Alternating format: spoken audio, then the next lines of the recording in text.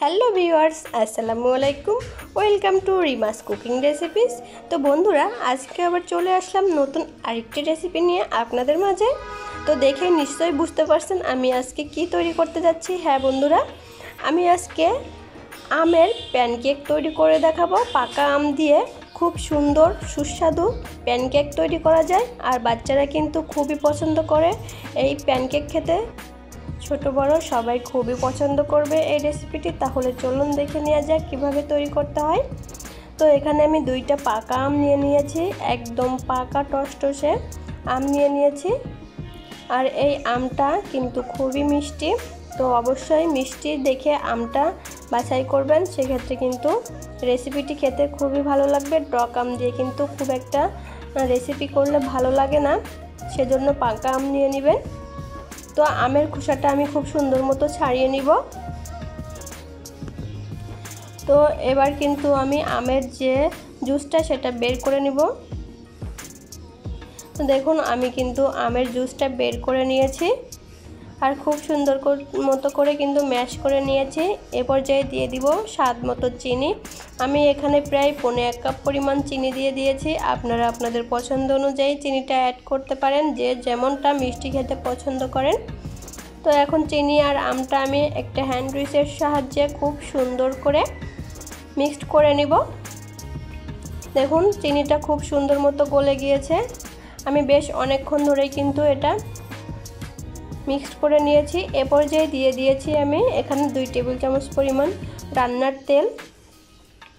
তেলটা দিয়ে আমি আবারও খুব সুন্দর মতো একসঙ্গে মিলিয়ে নিব।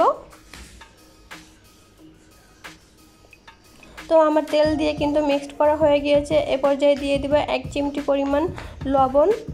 মিষ্টি জাতীয় জিনিসে যারা লবণ খেতে পছন্দ করেন না তারা স্কিপ করতে পারেন। তো আমার কাছে কিন্তু মিষ্টি জিনিসে একটু লবণ না দিলে খেতে ভালো লাগে না, সেজন্য কিন্তু লবণ দিয়ে দিয়েছি। আর এখানে নিয়ে নিয়েছি 1 কাপ পরিমাণ ময়দা।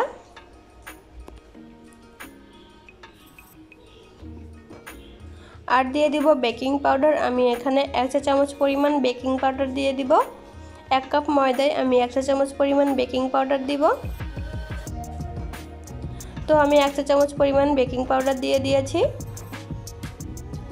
এ পর্যায়ে আমি একটা ছাঁকনির সাহায্যে কিন্তু এটা চেলে নিব। এই চালনি দিয়েই কিন্তু এভাবে চেলে দিলে এই প্যানকেকটা কিন্তু খুবই সুন্দর হবে। যে কোনো কেক তৈরি করার ক্ষেত্রে কিন্তু ময়দাটা আগে থেকেই খুব সুন্দর করে চেলে নিতে হবে, এতে করে ব্যাটারটা তৈরি করতে খুব সুন্দর স্মুথ হবে আর দলা পেকে যাবে না। আর একই ডাইরেকশনে কিন্তু এটা মিলিয়ে নিতে হবে। আর কেক তৈরি করার ক্ষেত্রে কিন্তু কিছু কিছু টিপস ফলো করতে হয়, তা না হলে কিন্তু কেকটা একদমই পারফেক্ট হয় না।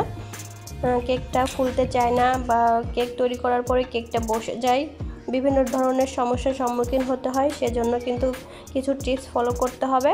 তো আমি যে ডাইরেকশনে ঘোরাবো এই হ্যান্ড উইক্সটা, ঠিক সেম প্রসেসেই কিন্তু এটা ঘোরাতে হবে, উল্টো পাল্টা ঘোরানো যাবে না। তো এখানে আমি কিছুটা পরিমাণ দুধ অ্যাড করব। দুধটা অ্যাড করে খুব সুন্দর মতো আবারও মিক্স করে নিব।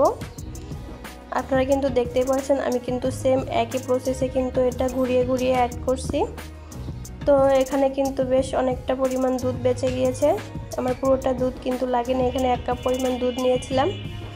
তো এখন চুলায় একটি প্যান বসিয়ে দিয়েছি, আর এই প্যানটা গরম হয়ে গেলে এখানে সামান্য পরিমাণ বাটার দিয়ে প্যানটা মুছে নিব। এতে করে প্যানকেকগুলো খুব সুন্দর মতো উঠে আসবে। আর অবশ্যই চেষ্টা করবেন নন স্টিকের প্যান ইউজ করতে, সেক্ষেত্রে কিন্তু এই প্যানকেকগুলো উঠাতে খুবই সুবিধা হবে। তো আমি এখানে বেশ কিছুটা পরিমাণ ব্যাটার দিয়ে দিয়েছি, দিয়ে একটু চ্যাপটা করে দিয়েছি প্যানকেকের মতো, আর ঢেকে দিয়েছি। এটা আমার হতে মিনিমাম 2 থেকে 3 মিনিট সময় লাগবে। আর চুলার আঁচটা কিন্তু এ পর্যায়ে মিডিয়াম লো হিটে রাখতে হবে। তো আমার একটা হয়ে গিয়েছে। তো এভাবে করে কিন্তু আমি সবগুলো বানিয়ে নিব। তো আমি আবারও একটা কিন্তু দিয়ে দিয়েছি।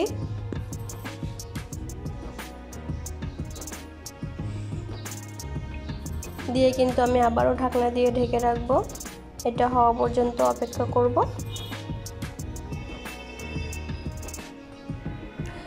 তো দেখুন এটাও আমার হয়ে গিয়েছে,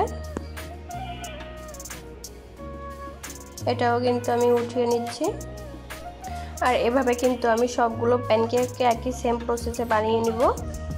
তো দেখুন আমার সবগুলো প্যানকেক বানানো হয়ে গিয়েছে। তো অবশ্যই আম থাকতে থাকতে এই রেসিপিটি একবার হলেও ট্রাই করবেন আর কমেন্টসে জানাবেন কেমন হয়েছে। বন্ধুরা, লাইক দিতে কিন্তু একদমই ভুলবেন না, কারণ আপনাদের একটা লাইক আর কমেন্টস আমাকে অনেক বেশি উৎসাহিত করে।